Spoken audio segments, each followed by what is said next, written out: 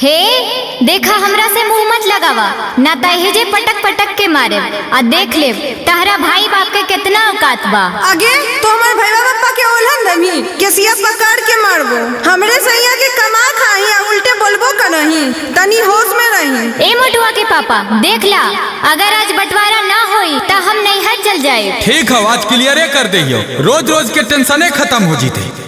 हाँ रे छोटुआ जब देखो तोर घर में लड़ाइए उतर की बात है रे सुन बताबो हियो।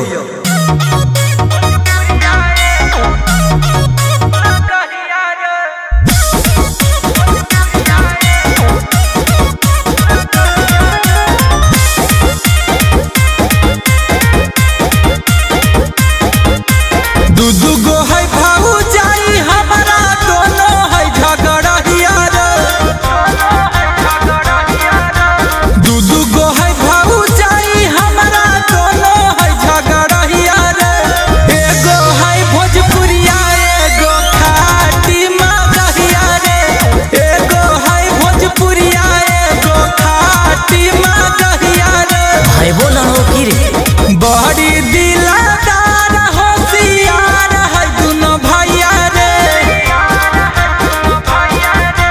बड़ी दिलदार होशियार है दोनों भैया रे। भौजी के देखावे खातिर करो है लड़ैया रे।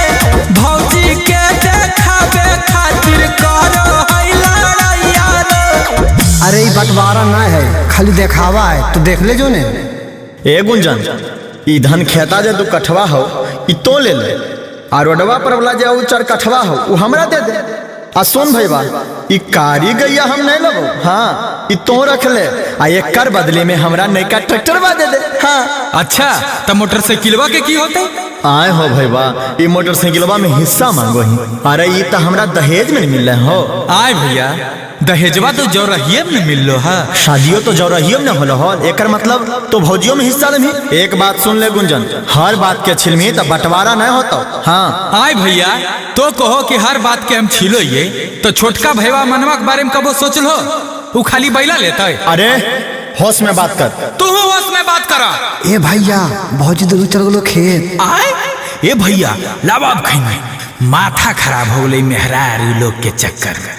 अरे भैया से खैनी मांग मारबो एक थाप। अच्छा ठीक है जा पॉकेटवा में 1 लाख रुपया रखल हो जाके चरकठवा के बयाना दे दा काहे कि लोभियाल हो ढेर आ जा कोई लइये ले तो।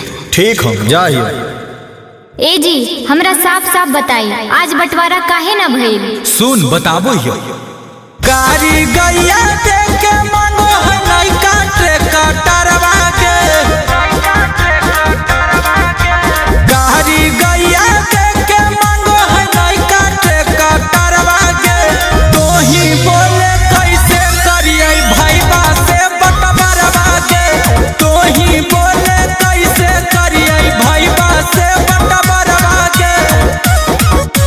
हमरा दे है गैया के गोहला मांगो है पक्का के घरवा दे।